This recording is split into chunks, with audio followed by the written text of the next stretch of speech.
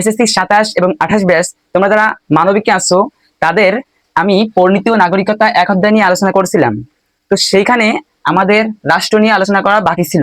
তো আজকে রাষ্ট্র নিয়ে আলোচনা করছি। তো দেখো, রাষ্ট্র কি জিনিস আমরা পড়ছিলাম না, যে রাজনৈতিক প্রতিষ্ঠান। আমরা যে বিভিন্ন প্রতিষ্ঠান শিখলাম, পরিণতি ও নাগরিকতার যে বিষয়বস্তু এবং পরিসর, সেইখানে আমরা কি করছিলাম, সামাজিক প্রতিষ্ঠান, রাজনৈতিক প্রতিষ্ঠান এবং আন্তর্জাতিক প্রতিষ্ঠান নিয়ে আলোচনা করছিলাম না। তো সেখানে সামাজিক প্রতিষ্ঠানের মধ্যে কি কি ছিল, পরিবার ইত্যাদি যারা যেগুলো ছিল। আর রাজনৈতিক প্রতিষ্ঠানের মধ্যে কি ছিল, রাষ্ট্র ছিল। সে রাষ্ট্র নিয়ে আজকে আমাদের আলোচনার টপিক। তাহলে প্রথমে দেওয়া আছে, দেখো, রাষ্ট্র একটি রাজনৈতিক প্রতিষ্ঠান। রাষ্ট্র একটি কি রাজনৈতিক প্রতিষ্ঠান প্রশ্নে আসে কিন্তু। আর পরিবার কি ছিল, সামাজিক প্রতিষ্ঠান।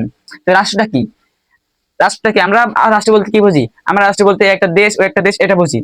তো এরকম বলছে যে পৃথিবীতে ছোট বড় মিলিয়ে 195টি রাষ্ট্র আছে, 195টি রাষ্ট্র আছে। তো এবার আমরা দেখি রাষ্ট্র জিনিসটা কি, আমাদের ভাষায় না, বিভিন্ন দার্শনিকদের ভাষায় রাষ্ট্র জিনিসটা কি সেটা আমরা দেখি, বুঝছে না? তো আমরা এবার বিভিন্ন দার্শনিকের ভাষায় দেখি রাষ্ট্রটা কি। তো অধ্যাপক গার্নার, এই যে গার্নার অনেক গুরুত্বপূর্ণ কিন্তু।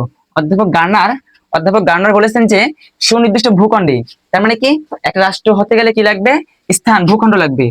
তার মানে আমরা সংজ্ঞা পড়বো কিন্তু মানে ভিজুয়ালাইজ করে পড়বো, যে একটা নির্দিষ্ট ভূখণ্ডে বসবাস করবে কারা, একটা নির্দিষ্ট জনসমষ্টি। কারা বসবাস করবে, একটা নির্দিষ্ট জনসমষ্টি।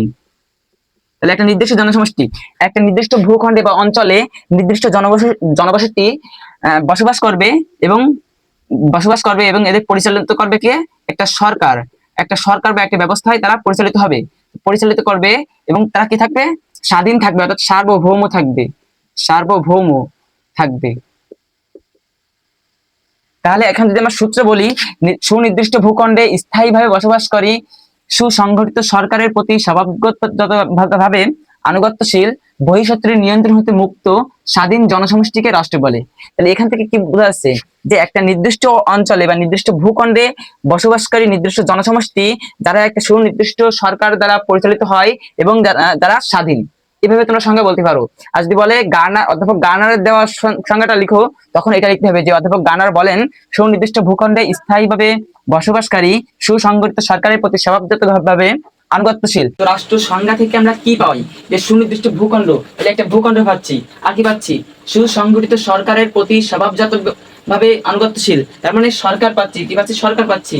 তারপরে বলছে বহিঃশত্রুর নিয়ন্ত্রণ হতে মুক্ত, তার মানে কি, স্বাধীন। আর স্বাধীন মানে কি, স্বাধীন মানে সার্বভৌম, মানে তার উপরে অন্য কেউ কর্তৃত্ব বজায় রাখতে পারে না। তারপরে দেখো, আর একটা কি, জনসমষ্টি, তার মানে কি, একটা জনসমষ্টি। তাহলে এখান থেকে আমরা রাষ্ট্রের কয়টা উপাদান দেখতে পাচ্ছি, 4টে উপাদান। তোমাদের পরীক্ষা কিন্তু আসবে যে রাষ্ট্রের উপাদান কয়টা হবে, 4টে হবে, ঠিক আছে? তো 4টা, এই তাহলে 4টার মধ্যে যদি প্রথমে আলোচনা করি, সেটা হলো ভূখণ্ড। এই ভূখণ্ডের মধ্যে যদি আলোচনা করি, তাহলে দেখা যায় কি, আমাদের বাংলাদেশ কি একটা ক্ষুদ্র রাষ্ট্র, একটা ছোট রাষ্ট্র। আবার কি, ভারত কি একটা বড় রাষ্ট্র, আমেরিকা কি একটা বড়, রাশিয়া কি অনেক বড় রাষ্ট্র। তাহলে এই ভূখণ্ড তার ছোট হতে পারে, আবার বড় হতে পারে। তো এরকম একটা নির্দিষ্ট ভূখণ্ড লাগবে। যদি ভূখণ্ড না থাকে তাহলে সেটা রাষ্ট্র হতে পারে না। তো এখানে এই জন্য বলছে যে রাষ্ট্র গঠনের জন্য নির্দিষ্ট ভূখণ্ড আবশ্যক। এবং বলতে পারে যে রাষ্ট্র গঠনের জন্য কোন উপাদানটা আবশ্যক যদি বলে, সেটাকে কি হবে, ভূখণ্ড। তো এখানে তোমাদের প্রামাণ্য সংখ্যার মধ্যে দেওয়া আছে, বাংলাদেশের আয়তন দেওয়া আছে। বাংলাদেশের আয়তন কি, দেখো, বাংলাদেশের আয়তন 1,47,570 বর্গ কিলোমিটার। এটা তোমাদের পরিণতি, ভূগোল, ইতিহাস, তিনটা সাবজেক্টে তোমাদের এই প্রশ্নটা আসতে পারে, এটা সেরকম আছে। যাই হোক, আর এখানে বলছে যে এখানে আবার বলছে যে 2015 সালে আমাদের এই যে বাংলাদেশ এবং ভারতের মধ্যে পারস্পরিক ছিটমহল বোঝো, ছিটমহল মানে কি, আমাদের এই দেশের কোনো একটা খণ্ড জমি বা খণ্ড জায়গা অন্য দেশের সীমানার মধ্যে যেটা আছে, আমাদের সেটা কিন্তু অন্য দেশের সীমানার মধ্যে আছে, সেটা হলো ছিটমহল। আমাদের ছিটমহল ওইটা।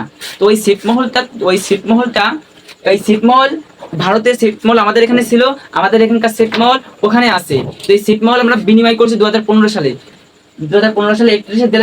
31শে জুলাই বিনিময় করছি। এই বিনিময়ের ফলে আমাদের যে বাংলাদেশের আয়তন, সেখানে যোগ হয়েছে কত, 10,050.61 একর জমি যোগ হয়েছে। তাছাড়া আমাদের যে বঙ্গোপসাগরের কতটুকু অঞ্চল আমরা পাবো, সেই নিয়ে আমাদের সাথে এবং মিয়ানমারের সাথে কি হচ্ছিল, মানে একটা ঝগড়া ছিল, বিবাদ ছিল, তো সেই ঝগড়ায় আমরা কি করি, আন্তর্জাতিক আদালত, কোন জায়গায়, আন্তর্জাতিক আদালতে আমরা মামলা করে সেখান থেকে সমুদ্র সীমা আরো বাড়াই।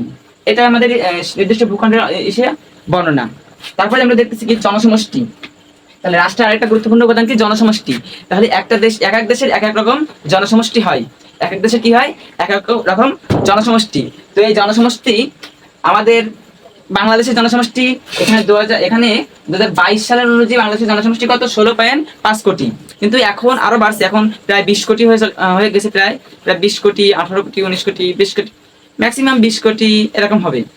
তো আমাদের বইতে যে কত সালে আছে, 2022 সালে আছে 16.5 কোটি, এটা আমরা মনে রাখবো। আর ভারতের জনসংখ্যা কত, 121 কোটি 2011 সালের অনুযায়ী। 2011 সালের গণনা অনুযায়ী ভারতের জনগোষ্ঠী কত, 121 কোটি। আর ব্রুনাইয়ের জনগোষ্ঠী কত, 4 লক্ষ, প্রায় 4 লক্ষ, কত সাল অনুযায়ী, 2015 সাল অনুযায়ী।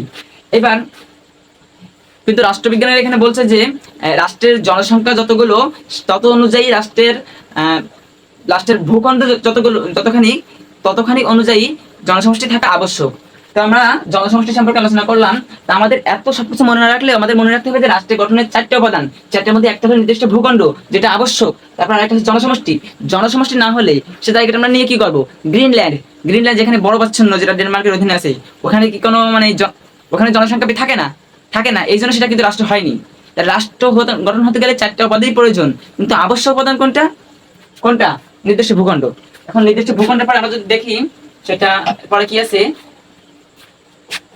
নির্দিষ্ট ভূখণ্ড অনুযায়ী যদি দেখি, তো আর কি থাকতেছে আমাদের, সরকার থাকতেছে। সরকার কি জিনিস, সরকার হলো তোমার রাষ্ট্রের একটি গুরুত্বপূর্ণ উপাদান। সরকার এটা যদি বলে গুরুত্বপূর্ণ উপাদান কোনটা, সেটা হবে কোনটা, সরকার। এবার সরকার ছাড়া একটা রাষ্ট্র গঠিত হতে পারে না।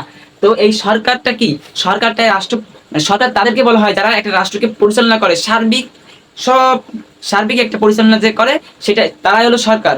তো এই সরকার, আমাদের বাংলাদেশের সরকার 3 ভাগে ভাগ করা যায়। সরকারকে কয় ভাগে, সরকারকে কয় ভাগে ভাগ করা যায়, 3 ভাগে। একটা আইন প্রণয়ন সংক্রান্ত যেসব কাজ করে তারা করে আইন বিভাগ,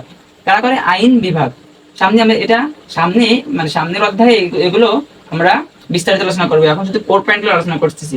সরকারের আরেকটা কি আছে, যে যারা রাষ্ট্রের পরিচালনা করে, মূল কাজ যারা করে, তারা হলো শাসন বিভাগ। তারা কোন বিভাগ, শাসন বিভাগ।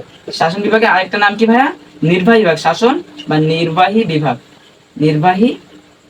বিভাগ।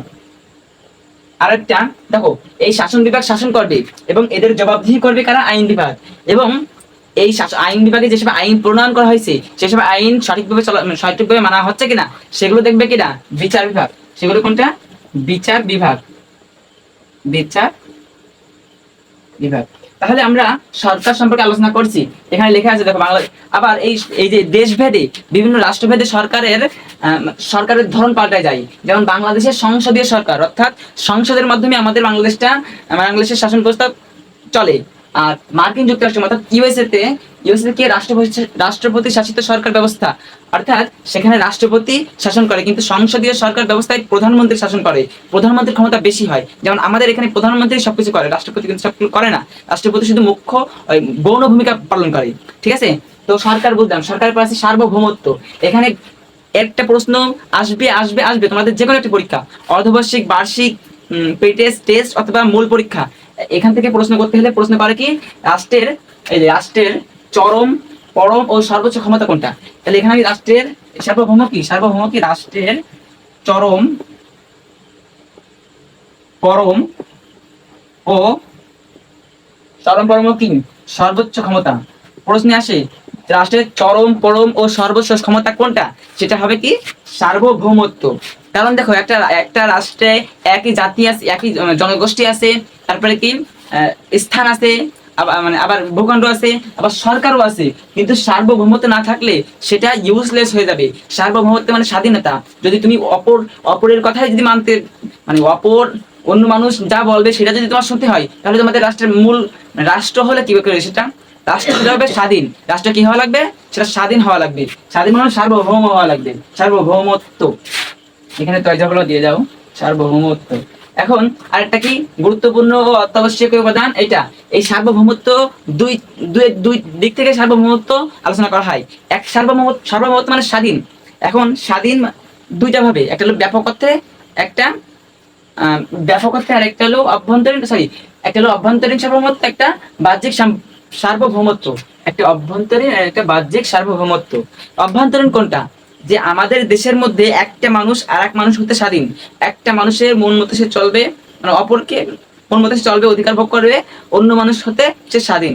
এটা হলো অভ্যন্তরীণ সার্বভৌমত্ব।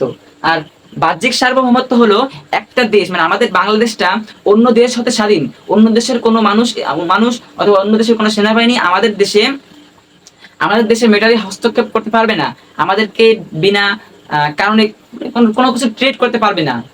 এটা হলো বাহ্যিক সার্বভৌমত্ব, মানে অন্য দেশ থেকে নিরাপদ থাকে, এটা হলো বাহ্যিক সার্বভৌমত্ব।